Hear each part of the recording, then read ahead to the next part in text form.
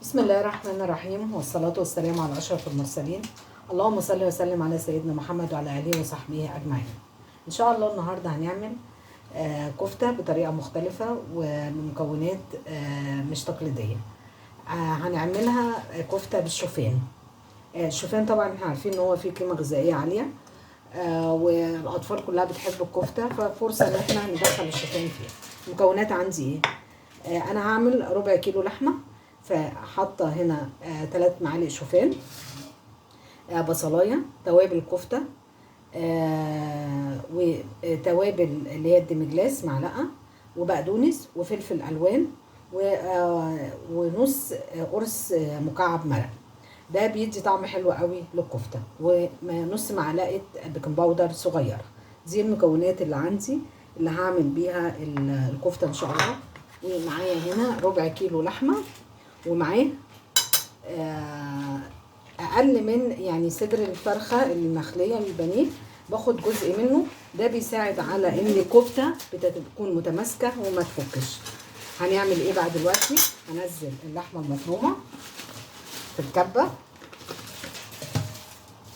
بالشكل دوت،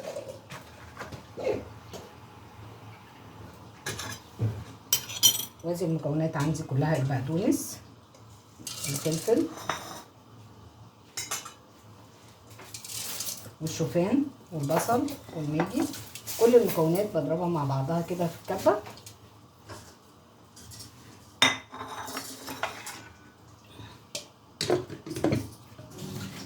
بتبقى سهله ومغذيه.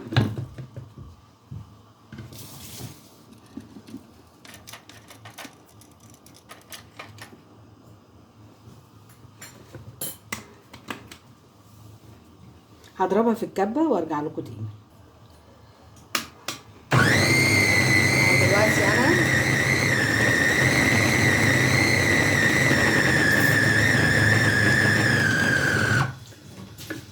بنعمل الكفته زي ما احنا شايفين كده لغايه لما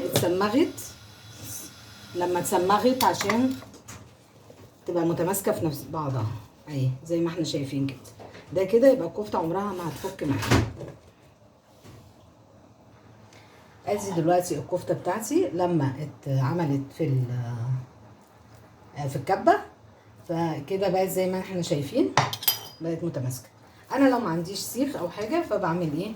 بروح عاملاها على معلقه. انا بحاول ان احنا نعمل وصفات باقل التكاليف وتعمل معايا كميه كبيره وتبقى مغذيه ومفيده، وتبقى سهله للبنات ان هم لسه بقى بيتعلموا يقفوا في المطبخ زي ما احنا شايفين كده.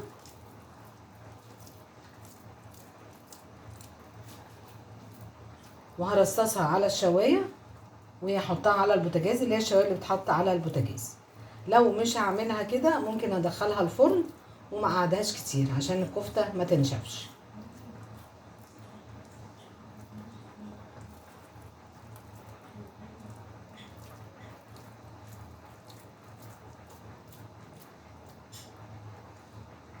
واكون حاطه زيت في ايدي علشان ما تلزقش في ايدي، لان انا طريتها خليتها متماسكه قوي، عشان كل ما هي بتبقى ناعمه الكفته بتبقى متماسكه. في ناس دايما بتشتكي ان الكفته بتفك منها على السيخ. ده قطعه الفرخه اللي انا حطيتها طبعا فرقت معايا.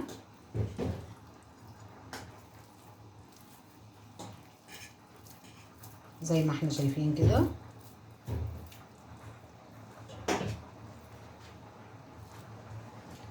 هكملها واقول. شايفين الكميه الكبيره اللي عملتها؟ ربع كيلو لحمه. شايفين كام صابع؟ ما شاء الله، الله اكبر. 3 3 6 7 8 10 12 14 صابع. بسم الله ما شاء الله، من ربع كيلو لحمه. ولا زودت برغل ولا زودت فول صويا، بالعكس احنا زودنا حاجه مفيده وهتبقى فيها فايده للكبار وللصغيرين. بجد جربوها. وهشويها دلوقتي على البوتاجاز وهقول لكم قدمتها ازاي. فرصه بقى والكفته على النار، قلت اعمل جنبها ايه؟ طبعا الكفته بتحب المكرونه تكون جنبها. هعمل صلصه المكرونه بطريقه سهله وبسيطه جدا. بصله يعني بقيه البصل بتاع الكفته، او بصلايه صغيره قوي، وطماطميه بشراها، وفلفل اخضر، وماجي، وفلفل الوان. هنعمل ايه؟ هنجيب حله وفيها زيت زي ما احنا شايفين، وهحط كل المكونات دي. مش هحمر البصل بقى لوحده والطماطم لوحدها والكلام ده، وبعدين هزودهم بعد كده بمعلقه كبيره صلصه، لان الطماطم احنا عارفين دلوقتي الطماطم بتغلى وترخص، فبزود الطماطم صلصه علشان خاطر تديها لون وتديها كثافه حلوه في الصلصه كده، تبقى غنيه. زي ما احنا شايفين كده المكرونه الصلصه بتاعتها حطيتها على البوتاجاز،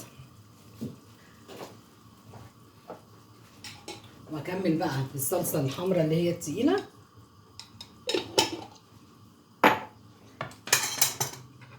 والمكرونه بتاعتي اهي سلقاها، اي حد طبعا بيعرف يسلق مكرونه زي ما احنا شايفين كده.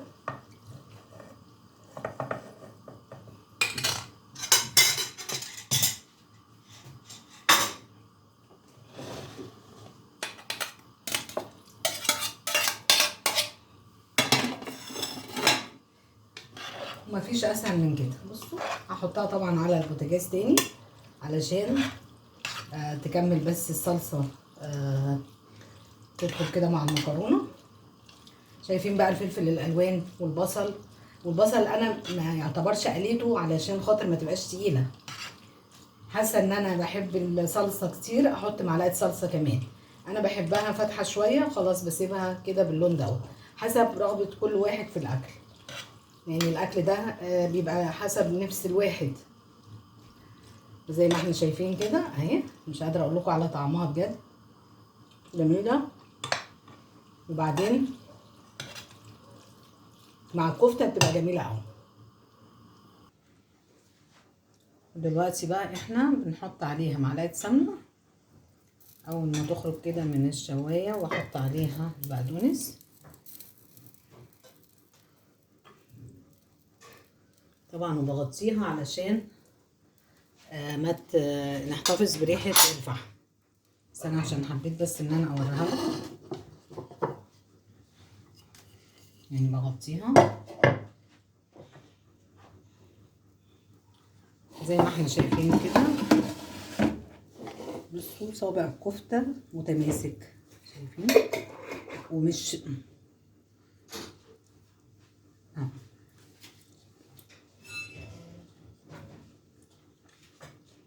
هقول لكم بقى هقدمها معايا كده.